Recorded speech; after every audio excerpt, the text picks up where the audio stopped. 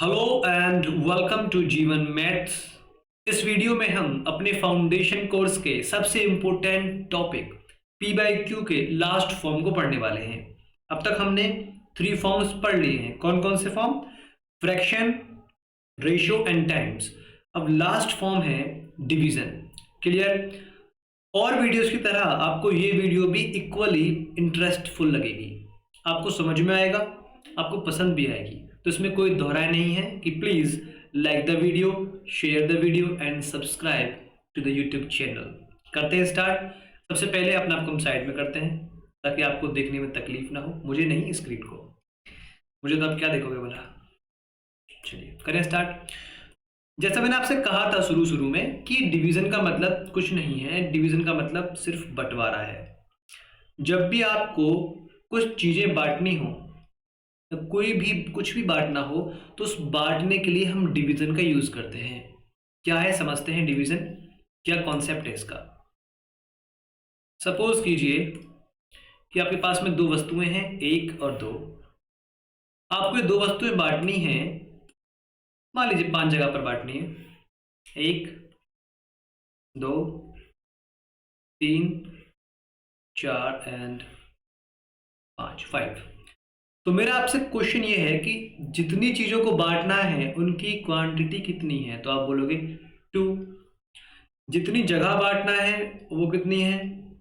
5। तो बस डिवीजन ये बोलता है कि जितनी चीजों को आपको बांटना है वो तो आएंगी न्यूमरेटर में, या बोले तो अंश में, और जितनी जगह बांटना है या जिससे बांटना है वो आएगा हर में, यानी डिनोमिनेटर में। क्लियर? तो 2/5। जब आप इसको फर्दर डिवाइड देंगे तो इसका मतलब है 0.4, पांचों के 20 पॉइंट लगाकर 0.4। इसका अर्थ यह है कि इन पांचों पर 0.4 0.4 0.4 0.4 एंड 0.4 इतना इतना हिस्सा आएगा। That is called division. Clear? अब स्टार्ट करते हैं। फर्स्ट क्वेश्चन आपके पास में है, आपके सामने है। अगर नहीं दिख रहा तो हम जूम इन कर देते हैं ताकि आपको दिख जाए। अब आप इसका आंसर करिए। Divide each of the following according to the given conditions. 24 को बांटना है, बिल्कुल। 5 जगह बांटना है, बिल्कुल। आप बताइए मुझे, 20 को जब बांटूंगा तो मैं 5 जगह बांटूंगा या 5-5 करके बांटूंगा? जब मैं 24 को 5-5 करके बांटूंगा तो कितनी बार पूरा पूरा बांट दूंगा? आप बोलोगे 4 बार, क्योंकि 5-5 करके 24 के अंदर 5 तो 5 बार आएगा नहीं, केवल 4 बार आएगा। बिल्कुल। क्या बच जाएगा? 4। इस 4 को बोलते हैं रिमाइंडर। जो 5-5 करके बटा नहीं वो रिमाइंडर होता है। जब आप इसको डिवाइड देंगे तो आप बोलेंगे कि 5-5 तो आएगा 4 बार, तो इसका आंसर आएगा 4 तो पूरा पूरा कंप्लीट। ठीक है। 4/5 ये तो हम पहले पढ़ चुके हैं ना फ्रैक्शन में।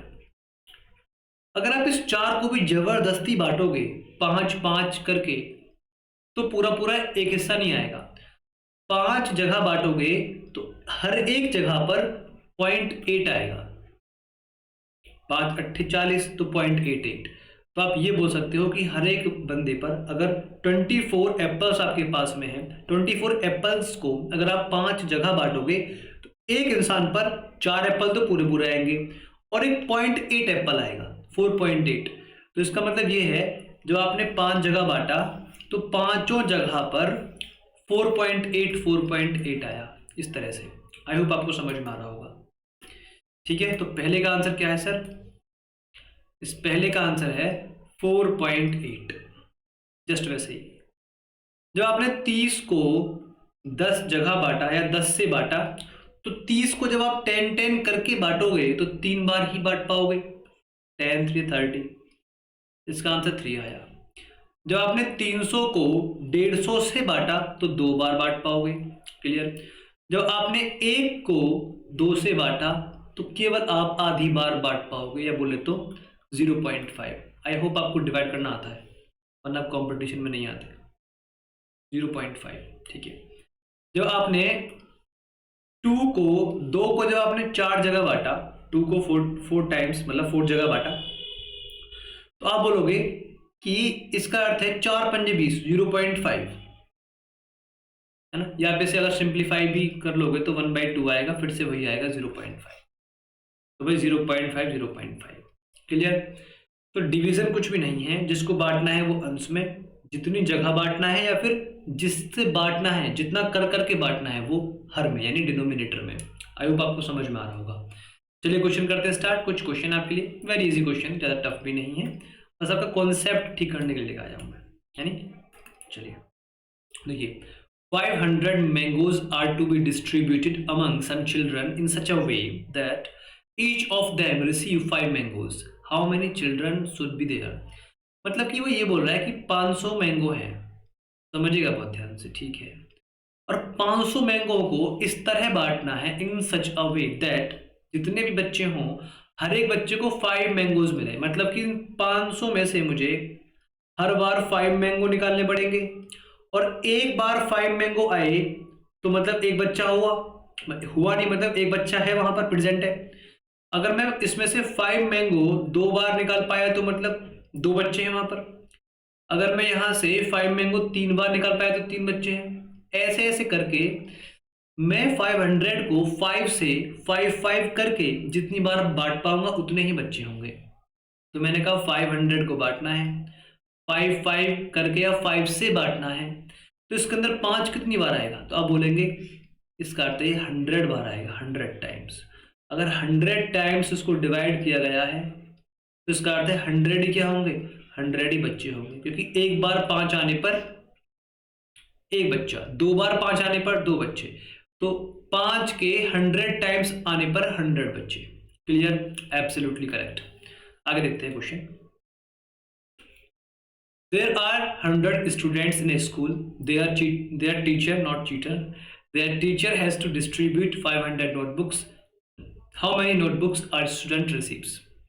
देखिए 500 नोटबुक्स हैं, क्लियर, 100 स्टूडेंट्स हैं, तो 500 चीजों को बांटना है। कितनी जगह बांटना है, आप बोलेंगे 100 जगह बांटना है, 100 स्टूडेंट्स हैं, तो एक स्टूडेंट पर कितनी नोटबुक आएंगी हम पहले पढ़ चुके हैं। जिसको बांटना है वो ऊपर, जितनी जगह बांटना है या फिर जिससे बांटना है या फिर जितना कर करके बांटना है वो हर में। तो आप बोलेंगे 100 × 5, मतलब 100 स्टूडेंट्स को जब हम 500 बुक बांट देंगे तो एक स्टूडेंट पर, देखो इसका अर्थ है 100 1 टाइम्स 100, 105 टाइम्स 500, तो ऊपर 5 नोटबुक है, N4 नोटबुक पर 1 स्टूडेंट। इसका मतलब ये है 1 स्टूडेंट के लिए 5 नोटबुक। इसको हम ऐसे भी बोलते हैं 5 नोटबुक पर 1 स्टूडेंट, तो एक विद्यार्थी पर 5 नोटबुक्स आएंगी। आई होप आपको समझ में आ गया होगा कि एक छात्र को 5 नोटबुक मिलेंगी। Question number next, if we put 1 spherical marble in cylinder jar full of water, then 2 liter water comes out from the jar. We have to take out 400 liter water from the jar. Then how many spherical marbles should be put in the jar? अब देखो समझिए मेरी बात, बहुत ध्यान से आप समझनिए। अगर आप समझ जाएंगे तो वेल एंड गुड, नहीं समझेंगे तो हम समझा देंगे, डोंट वरी। देखो मैंने माना कि एक जार है, ये नहीं लेते, कलर चेंज करते हैं इसका ना, वाइट ही लेते हैं। लो अभी समझना, ये एक जार है और मैं इस जार को ठीक कर रहा हूं, समझिएगा बहुत ध्यान से। ये लो भाई, ये है जार, आपको फीलिंग आएगी जार वाली, ठीक है। एक जार है,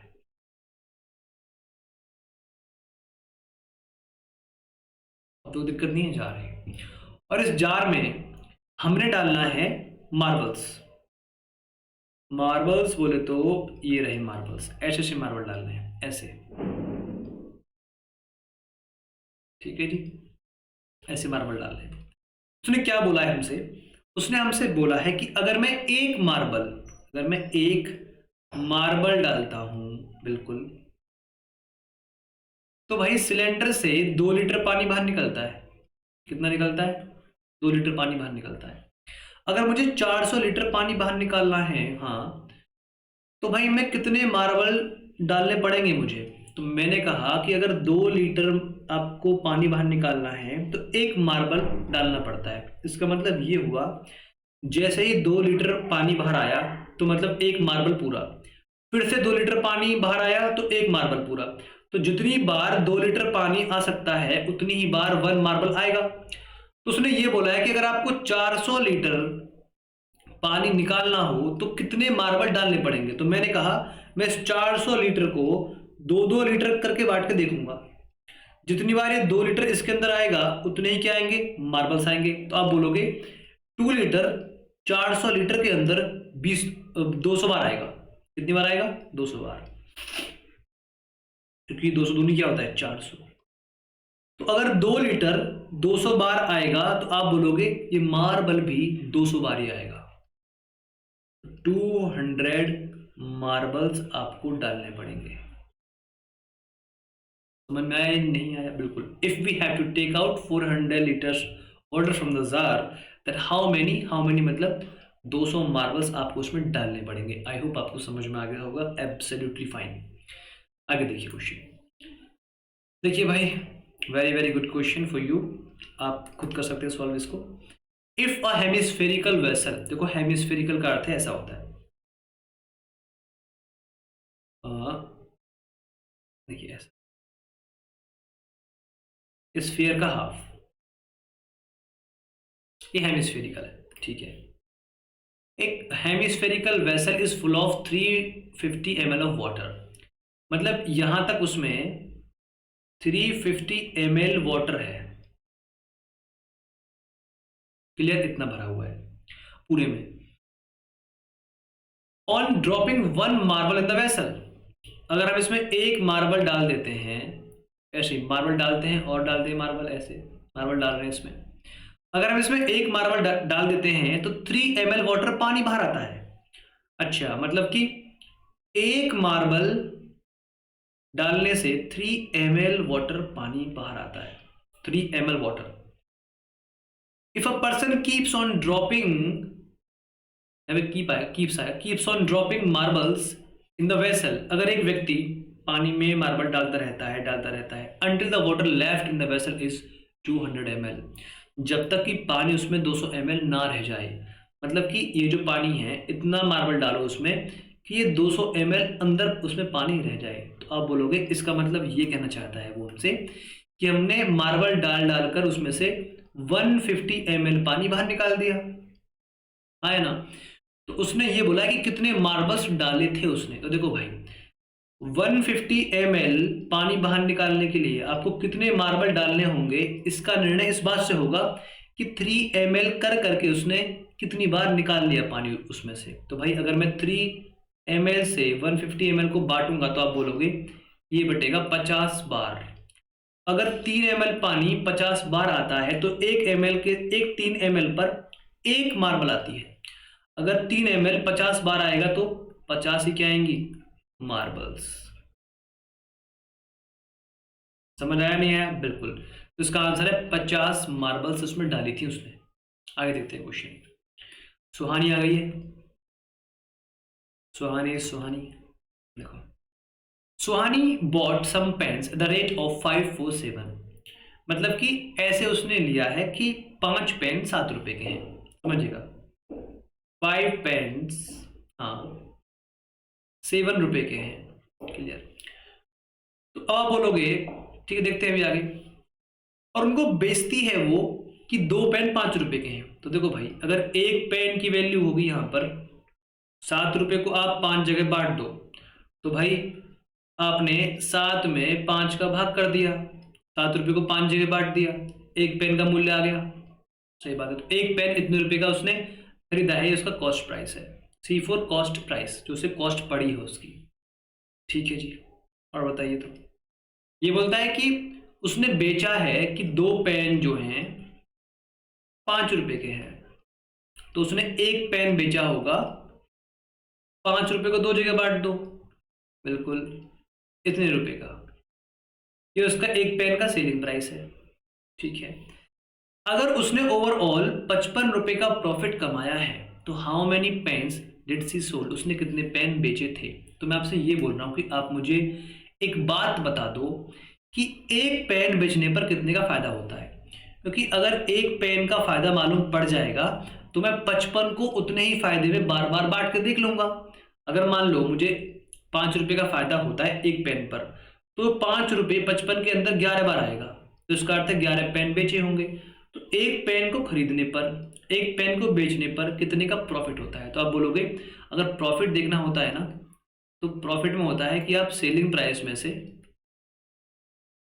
कॉस्ट प्राइस को माइनस कर लो, बाहर निकाल दो, जो बचेगा वो बचेगा आपका, क्या बचेगा सरकार, गेन, प्रॉफिट। देखो समझिए, हम पढ़ चुके हैं, इनको सेम करना आवश्यक है। ये हो जाएगा 5 दूनी 10, 55 25।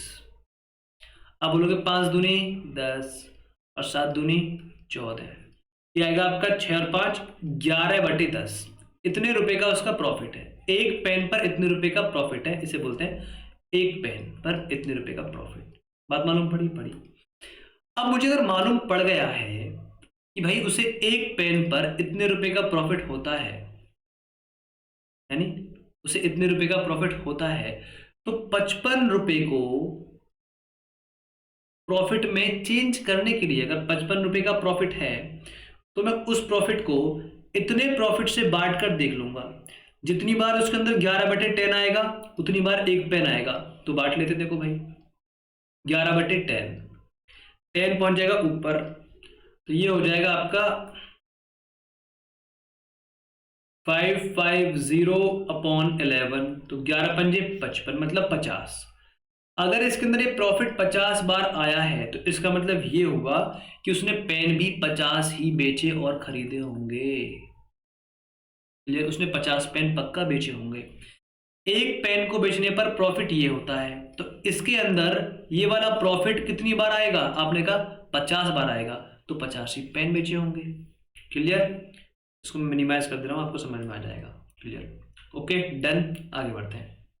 मैंने जितना था एक्सप्लेन कर दिया है, और मेरा मानना भी यही है कि आपको इतना आ जाना चाहिए भाई, वरना आप कंपटीशन में नहीं आए। इसका मतलब Nisha buys X dozen of pen, मतलब कुछ दर्जन पेन उसने ऑरेंजेस लिए हैं, नॉट पेन्स, मुझे पेन ध्यान आ रहा है पीछे का। एट द रेट ऑफ 36 पर डजन, मतलब कि एक डजन जो ऑरेंजेस हैं वो 36 रुपए के हैं। हाँ कोई दिक्कत नहीं है, और उन्हें बेचता है एट द रेट ऑफ 48 पर डजन, मतलब कि एक डजन बेचता है वो 48 रुपए के। If she makes a profit of 72 रुपए, अगर उसे ओवरऑल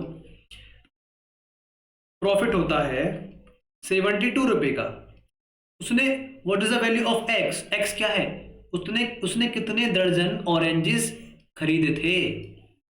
तो हमने कहा भाई एक दर्जन खरीदने पर और एक दर्जन बेचने पर ओवरऑल उसे 12 रुपए का प्रॉफिट होता है।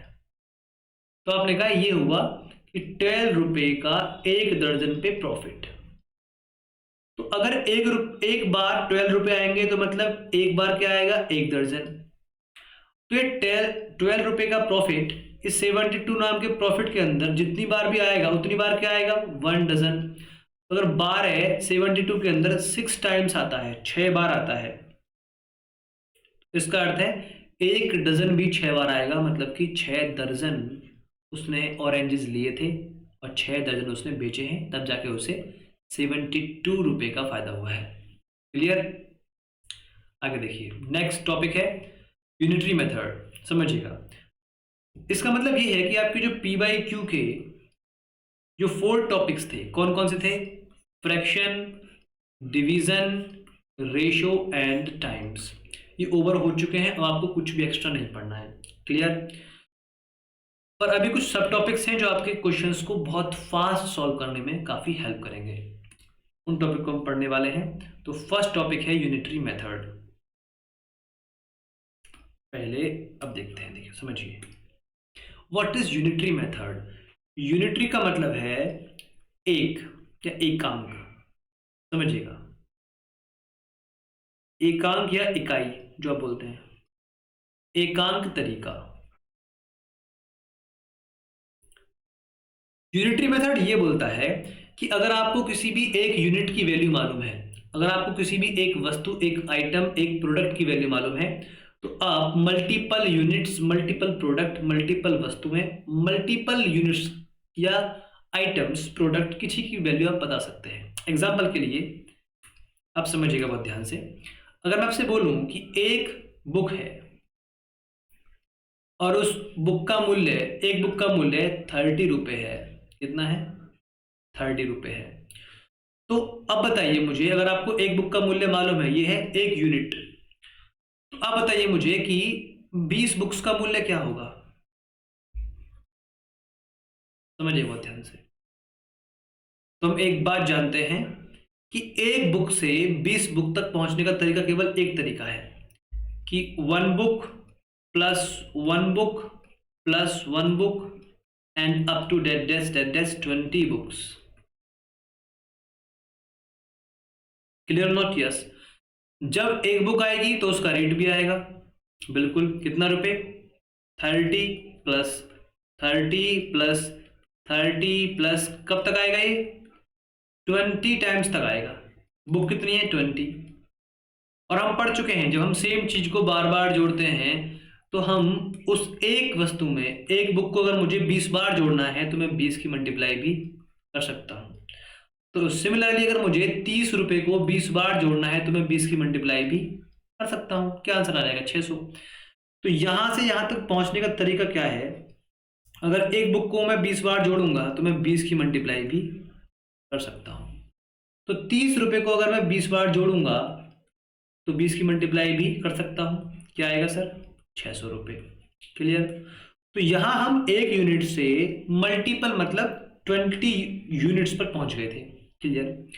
पर वहीं अगर क्वेश्चन ये हो जाए, समझिएगा बहुत ध्यान से, मैं इसको यहां कर रहा हूं। एक क्वेश्चन वेरी वेरी इंपोर्टेंट। अगर कोई आपसे ये बोल दे कि 20 बुक्स हैं आपके पास में और 20 बुक्स का मूल्य या वैल्यू 600 रुपये है। कितना है? 600 रुपये। तो what is the value of, suppose कीजिए मैं बोलता हूं आपके लिए 35 बुक्स। कितना? 35 बुक्स।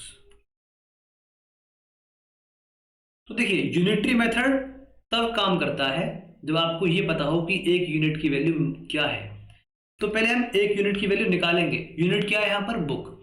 अगर 20 बुक्स का रेट 600 है तो क्या आपको एक बुक का रेट पता है? नहीं पता। तो निकालिए। 20 बुक्स को अगर मैं 20 से ही डिवाइड दे दूंगा, 20 जगह बांट दूंगा, तो एक बुक आएगी। अगर मैं 20 बुक को 20 जगह बांट दूंगा तो एक जगह पर एक बुक आएगी।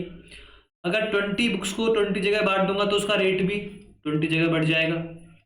क्या आएगा फिर? ये एक बुक का रेट आएगा। कितना आएगा? 30 रुपये। Clear not? यस। अगर आपको एक बुक का रेट मालूम है तो इसका अर्थ है कि आपको एक यूनिट की वैल्यू मालूम है। बिल्कुल। अगर मैं आपसे पूछूं कि अब आप 1 से 35 तक पहुंच सकते हो? बिल्कुल। एक बुक को हम 35 बार जोड़ेंगे तो शॉर्टकट क्या है? 35 की मल्टीप्लाई कर दो। बिल्कुल। तो अगर एक बुक 35 बार आएगी तो उसका रेट भी क्या आएगा? 35 टाइम्स आएगा। बिल्कुल। तो 35 से क्या होता है? 105। जस्ट वेट, 105 और एक जीरो। ठीक है? कितने रुपए? क्लियर? तो हमने एक चीज देखी कि जब हमको एक यूनिट की वैल्यू ना दी हुई हो तो पहले हम उतनी ही बुक्स को, उतने ही यूनिट्स को उतनी ही जगह बांट देते हैं। अगर मेरे पास 20 बुक्स हैं तो 20 जगह ही उनको बांटूंगा, तब एक यूनिट की वैल्यू आएगी। अगर मेरे पास 72 बुक्स हैं तो उनको 72 जगह ही बांटूंगा, तब जाके एक बुक की वैल्यू आएगी। तो जब आपके पास में एक यूनिट की वैल्यू ना हो तो आप उतने ही आइटम्स को, उतने ही प्रोडक्ट्स को, उतने ही यूनिट्स को उतनी ही जगह बांट दो जितने वो हैं। फिर आपको एक यूनिट की वैल्यू मिल जाएगी। फिर आप उससे मल्टीपल यूनिट पर पहुंच सकते हैं मल्टीप्लाई के द्वारा। Absolutely clear I think. देखिए भाई, तो लीजिए, मैंने इसको यहाँ पर आपके सामने प्रस्तुत कर दिया है। आप इसका स्क्रीनशॉट भी ले सकते हैं। अब मैं क्वेश्चन करता हूँ आपके सामने। देखिए समझिए। फर्स्ट क्वेश्चन इज दैट, पहला क्वेश्चन क्या बोलता है? If a price of a book, एक बुक का प्राइस 30 रुपये है। कितना है? 30 रुपये। तो 15 बुक्स का प्राइस क्या होगा? हम एक बात जानते हैं कि अगर मैं एक बुक से 15 बुक्स तक पहुंचूंगा तो उसको 15 जगह जोड़ना पड़ेगा। इससे अच्छा क्या है 15 की मल्टीप्लाई कर दूं, तो 15 का रेट में भी क्या हो जाएगा मल्टीप्लाई, तो 15 दिए 45, 450 क्या हो जाएगा उसका रेट हो जाएगा आई थिंक। चलिए आई थिंक क्या वो तो होगा ही होगा, थिंक कुछ नहीं है, देखो समझिए। If the price of A car is 30 and पीछे क्या है इसके 5 जीरो, ठीक है, ज़्यादा बस माइंड नहीं करना, एक कार के पीछे, एक कार नहीं 3 4 5 जीरो, then how much one has to pay, कितना पे करना पड़ेगा फॉर बाइंग 30 कार्स, 30 कार को बाय करने के लिए। एक कार से 30 कार तक पहुंचने का तरीका है उसको 30 बार जोड़ो या 30 की मल्टीप्लाई करो। यस, अगर कार को 30 से मल्टीप्लाई किया है तो रेट भी क्या होगा 30 से मल्टीप्लाई होगा, कितना आएगा सर 3 तिये 9 यानी, एंड देन 0 2 0 पीछे क्या है उसके 5 zero. Clear, absolutely fine I think. और देखिए क्वेश्चन आगे कुछ, चलिए। इफ द कॉस्ट, मतलब वेरी इजी, अगर आपको एक यूनिट की मालूम है तो सब मालूम है। If the cost of 10 phones, 10 phones जो हैं उसकी जो वैल्यू है वो 5 के पीछे 4 जीरो है, 50,000 मतलब एब्सोल्युटली। तो एक फोन का प्राइस क्या होगा, तो हम एक बात जानते हैं कि एक फोन का प्राइस निकालना है तो 10 फोन्स को 10 जगह बांट दो, तो रेट भी क्या हो जाएगा 10 जगह बढ़ जाएगा। एक फोन का रेट थोड़ी ना होगा फिर वो, अगर ये 10 फोन्स का रेट है तो वहां पर एक फोन का रेट आएगा 10 जगह बढ़ने के बाद में कितना आएगा सर, ये 5000। क्लियर, बिल्कुल एब्सोल्युटली क्लियर होना भी चाहिए। देखिए समझिए, very very good thing. 120 tables हैं, 120 टेबल्स हैं, बिल्कुल। उनका रेट कितना है 1, एक टेबल है 14400, ठीक है। Then for how much 13 tables are sold, 13 tables कितने रुपए की बेच पाएंगे हम, ये पूछा है।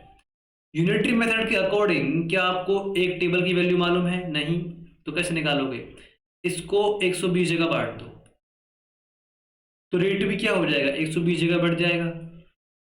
ये 12 का स्क्वायर है, 12 12 से 44, आपको स्क्वायर तो आनी चाहिए, आप याद कर लेना। एक टेबल का मूल्य हो गया 120 रुपये। अब एक से आप 13 तक पहुंच सकते हैं, यस, कैसे पहुंचेंगे 13 की मल्टीप्लाई करके, तो यहां भी क्या होगा 13 की मल्टीप्लाई, तो 12 13 156 एंड एक जीरो। आई थिंक आपको समझ में आ गया होगा, ये 13 टेबल्स का रेट हो जाएगा। नेक्स्ट क्वेश्चन ये बोलता है कि अगर 340 cups are bought for 6800 then for how much 15 cup should be bought. अगर 340 कप हैं, हाँ, और उनको 6800 रुपए के खरीद रहे हैं, देन फॉर हाउ मच कितने रुपए के 15 कप हमको बेचने पड़ेंगे, खरीदने पड़ेंगे, जो बात है। तो यूनिटरी मेथड बोलता है कि first find value of 1 cup, उसके लिए हमको 340 को 340 जगह बांटना पड़ेगा, तो उसका रेट भी क्या होगा 340 जगह बढ़ जाएगा, डिस्ट्रीब्यूट हो जाएगा, तो 340 से कटेगा 20 बार, 14 दूनी 68।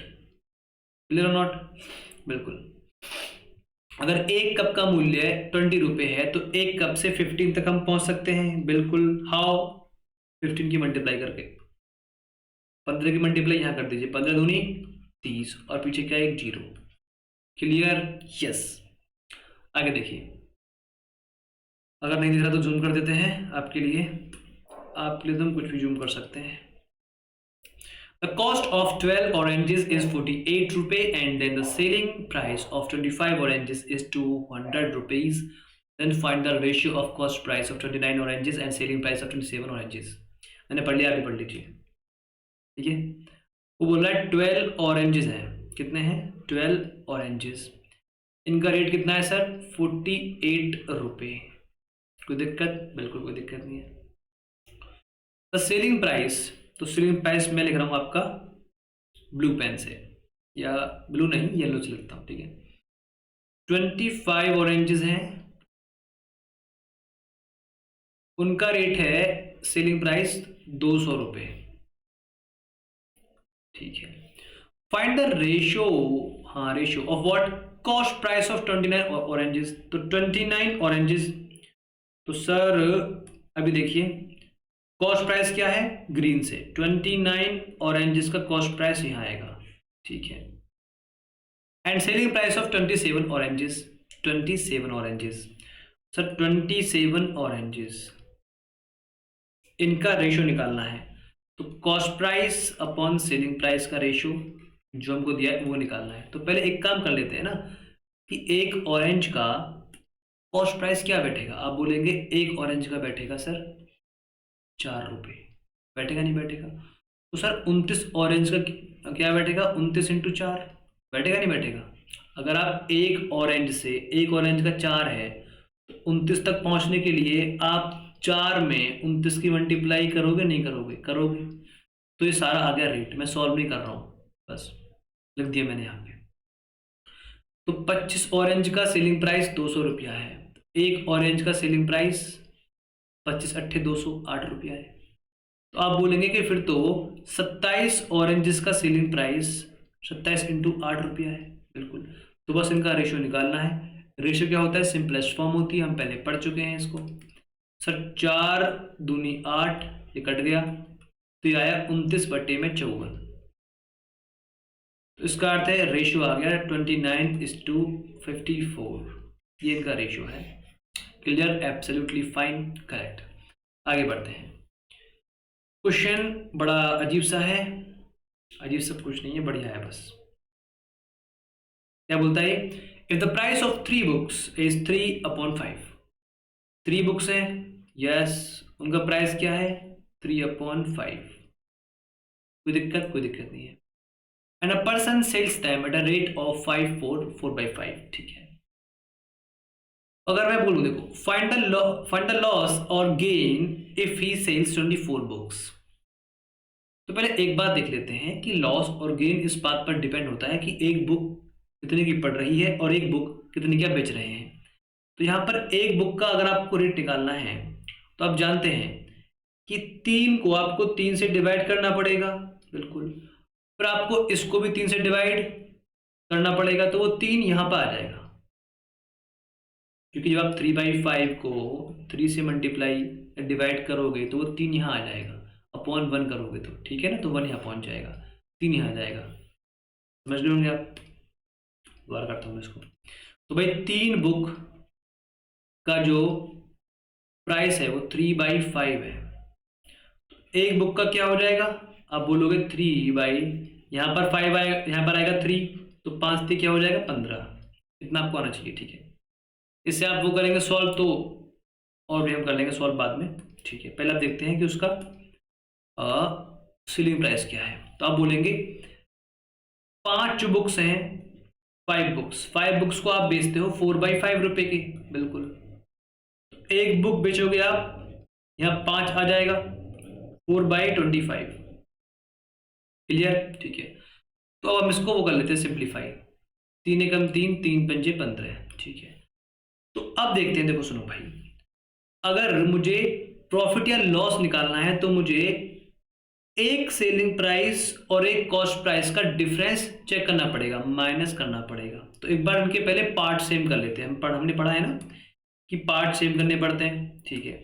तो भाई 5 25, 5 एकम 5, तो आप एक बात देख पा रहे हो कि भाई 25 में से 5 और 25 में से 4, इसका अर्थ क्या है कि कॉस्ट प्राइस ज्यादा है, कितना, 25 पे एक पार्ट एक्स्ट्रा है इससे। तो भैया यहाँ पर हमको लॉस हो रहा है, क्या हो रहा है, लॉस, कितने का, 25 पर 1 रुपये का लॉस हो रहा है, क्लियर। ये तो एक बुक का हाल है। अगर वो 24 बुक्स बेचता है तो कितने का होगा लॉस, तो एक बुक पर ये, तो 1/25 प्लस 1/25 प्लस 1/25 प्लस कब तक, 24 टाइम्स तक। तो क्यों ना मैं इसको 24 से मल्टीप्लाई कर दूं, बिल्कुल कर दिया, तो ये आया 24/25, इतने रुपए का उसको लॉस है 24 बुक्स बेचने पर। आई होप आपको समझ में आ गया होगा, ठीक है। देखते हैं एक बार और, दोबारा एक्सप्लेन कर रहा हूं मैं। 3 बुक्स का 3/5 रेट है, तो एक बुक का 3/15 बोले तो 1/5, ठीक है, या 5/25 जो आप बोलो। 5 बुक्स को बेचने पर 4/5 मिल रहा है, एक बुक को बेचने पर 4/25 मिलेगा। तो कॉस्ट प्राइस एक्स्ट्रा है 25 पे, एक पार्ट एक्स्ट्रा है 5, तो एक बुक का हल ये है, 24 बुक्स का हल ये हो जाएगा 24/25, ये उसका ओवरऑल लॉस हो जाएगा। आगे देखते हैं, कुछ है नहीं आगे, तो इतना ही था आपका यूनिटरी मेथड। तो अब तक हमने क्या पढ़ा, P/Q पढ़ लिया पूरा, यस। अब तक हमने यूनिटरी मेथड पढ़ लिया पूरा, ये भी पढ़ लिया, और आपको डाउट नहीं होगा आई थिंक, ठीक है। अभी जो अपकमिंग टॉपिक्स हैं वो 2 टॉपिक्स हैं बस, या एक टॉपिक है, एक तो है वेरिएशन। उसमें कौन कौन से, डायरेक्ट और इनवर्स वेरिएशन, और फिर इन तीनों टॉपिक्स को मिलाकर एक आपकी मिसलेनियस एक्सरसाइज हम सॉल्व करेंगे, जो आपको बेहद हेल्प करेगी आपके कॉन्सेप्टों को रिवाइज करने में। क्लियर? तो अगर आपको अच्छा लगा है तो एज ऑलवेज आपसे वही फिर से रिक्वेस्ट है हमारी, हम्बल नहीं, बहुत बड़ी रिक्वेस्ट है भाई, कि आप वीडियो को लाइक कर दीजिए, ठीक है। अगर आपको अच्छा लगा है तो वीडियो को आप शेयर भी कर दीजिए, और कमेंट करके बताया करो कि आपको वीडियो कैसी लगी वास्तव में, ठीक है। और अगर आप बिल्कुल न्यू हैं तो please do subscribe to the channel so that you get notification on time. Thank you, देखते रहिए Jeevan maths, and as always God bless you. आप मेरा ख्याल रखिए, मैं ख्याल आपका रखूँगा। Thank you.